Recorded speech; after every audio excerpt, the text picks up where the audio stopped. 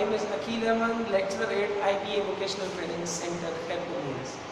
पिछले लेक्चर में हमने कैपेसिटर्स सीरीज किया था। उसमें हमने क्या किया था कि 3 कैपेसिटर्स सीरीज में कनेक्ट किए थे। फिर हमने देखा था कि सीरीज के अंदर चार्जेस सेम रहते हैं, इट मीन्स करंट सेम रहता है, वो हम पहले ही डिस्कस कर चुके हैं। उसके बाद हमने वहाँ पर कैपेसिटेंस फाइंड की थी कि जब N capacitors any number of capacitors अगर सीरीज में कनेक्टेड हैं तो टोटल कैपेसिटेंस क्या होगी। फिर उसके बाद उसी चीज़ को मद्देनज़र रखते हुए हमने उस पर एक प्रॉब्लम भी सॉल्व किया था और उसकी मैंने आपको एक हिंट भी दे दी थी कि जब जितने भी कैपेसिटर्स सीरीज में कनेक्टेड है और उनका वैल्यू सेम है, अगर 5 कैपेसिटर्स हैं तो पांचों की वैल्यूज कैपेसिटेंस के सेम है, तो आप उसकी total capacitance with in seconds कैसे फाइंड करेंगे। आप क्या करेंगे, कोई भी एक जो वैल्यू गिवन है आपको वो 1 लेंगे और उसको डिवाइड करेंगे नंबर ऑफ कैपेसिटर्स उस लाइन में कितने लगे हुए हैं। Simple as that. अब पैरेलल में कंडीशन कुछ डिफरेंट है।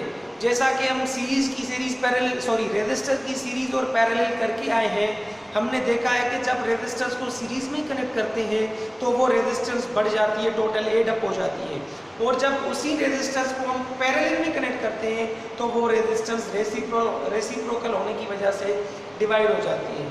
और इंडक्टर्स का भी कॉन्सेप्ट वही है जो रेजिस्टर्स का है, लेकिन कैपेसिटर्स का कॉन्सेप्ट कुछ डिफरेंट है उनके साथ। लेकिन ये भी एक पैसिव एलिमेंट है जो चार्जेस को, वोल्टेज को कंज्यूम भी करता है और समटाइम्स कैपेसिटर चार्जेस को स्टोर भी करता है, डिपेंड अपॉन आवर रिक्वायरमेंट। जहाँ पर देखिए मैंने 3 कैपेसिटर्स पैरेलल में कनेक्ट किए हैं।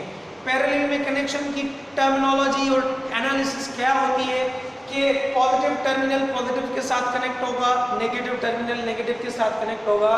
ऐसे ही हर एलिमेंट को एक अलग अलग रास्ता जाएगा।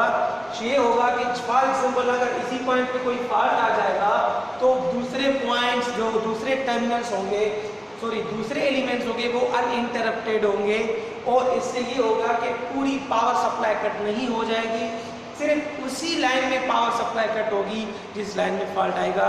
वो हम पहले भी डिस्कस कर चुके हैं। इसी वजह से हम सारे अप्लायंसेस घरों में पैरेलल में कनेक्ट करते हैं। और पैरेलल में हमने एक चीज़ और भी बताया कि पैरेलल में वोल्टेज सेम रहते हैं, सीरीज में वोल्टेज सेम नहीं रहते, सीरीज में करंट सेम रहता है। यहाँ पर मैंने ये लिखा है V1 is equal to V2, V2 is equal to V3। It means के तीनों कैपेसिटर में जो भी वोल्टेजेस जाएंगे वो इक्वल जाएंगे, डिफरेंट नहीं जाएंगे, और जो टोटल चार्ज होगी वहाँ पर डिवाइड हो जाएगी। सीरीज में क्या हो रहा था, Q1 बराबर Q2, Q2 बराबर Q3। यहाँ पर जो टोटल चार्ज होगी वो Q1 plus Q2 plus Q3 होगी। The charge Q1, Q2 and Q3 are the charges across C1, C2 and C3 respectively. उसके बाद Q का फार्मूला में पता है Q is equal to CV। Qt है तो CTVT, Q1 है तो C1V1, Q2 C2V2, Q3 C3V3। Total voltage होगी ये। अब उसका ये है कि CTV, यहाँ से हम C1 जो वोल्टेज V1 बराबर, तो हम इसको V करेंगे, V यहाँ रखेंगे V1 की जगह, V यहाँ रखेंगे V2 की जगह, V3 की जगह V रखेंगे, तो यहाँ से V निकलेगा कॉमन, तो V इसके साथ कैंसिल हो जाएगा, तो टोटल कैपेसिटेंस मिल जाएगी हमें C1 plus C2 plus C3। ऐसे में ही ये टोटल कैपेसिटेंस एड अप हो जाएगी, बढ़ जाएगी। हमें इससे ये एक नॉलेज भी मिलती है कि जब भी हमें सिस्टम के अंदर रिक्वायरमेंट हो ज़्यादा कैपेसिटी की, तो हम उस कैपेसिटी को बढ़ाने के लिए हम उस कैपेसिटर को सीरीज में नहीं पैरेलल में कनेक्ट करेंगे, और अगर हमें कैपेसिटी कम करनी होगी तो हम उनको सीरीज में करेंगे, पैरेलल में कभी भी नहीं। ये चीज़ आपको ज़हन में रखनी चाहिए। जैसे कि सीरीज में रेजिस्टेंस बढ़ाने के लिए हमें अगर रेजिस्टेंस बढ़ानी तो हम रेजिस्टेंस को सीरीज में करेंगे, अगर रेजिस्टर सर्किट की कम करनी तो हम उसको पैरेलल में करेंगे। उसी को मद्देनजर रख, इस फार्मूला को मद्देनजर रखते हुए हमने यहाँ पर एक प्रॉब्लम किया है, वही वाला प्रॉब्लम जो हमने सीरीज में किया था कि भाई 3 कैपेसिटर यही हैं, इनकी भी वैल्यूज जो है 27 माइक्रोफेरेड्स हैं। अब इनकी टोटल कैपेसिटी कितनी होगी कैपेसिटेंस की, हम इसको सिंपली एड अप करेंगे, 27 प्लस 27 तो 81 माइक्रोफेरेड बनेगा।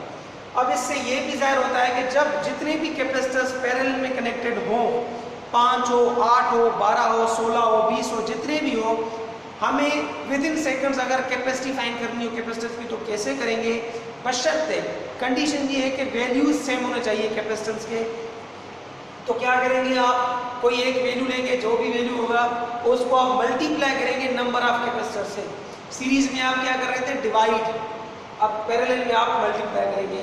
जैसा कि यहाँ पर सी है, सी मैंने 27 लिया है, एन नंबर ऑफ कैपेसिटर 3 है, तो 27 मल्टीप्लाई बाय 3 81 ही आएगा। देखिए इसमें और इसमें कोई डिफरेंस नहीं है, इट मीन्स कि आप ऐसे कर सकते हैं। हाँ अगर वैल्यूज डिफरेंट हैं तो आप सिंपली इसको एड अप करेंगे, यहाँ पर ये शॉर्ट टेक्निक अप्लाई नहीं होगी। इसी तरह से ये सारा प्रोसेस होता है। होपफुली आपको सीरीज और पैरेलल कैपेसिटेंस का समझ आ गया होगा। आप अगर कोई क्वेश्चन हो, क्यूरी हो इसी टॉपिक रिलेटेड, तो आप कमेंट सेक्शन में लिख सकते हैं, हम आप इंशाल्लाह नेक्स्ट लेक्चर में रिजॉल्व करने की कोशिश करेंगे।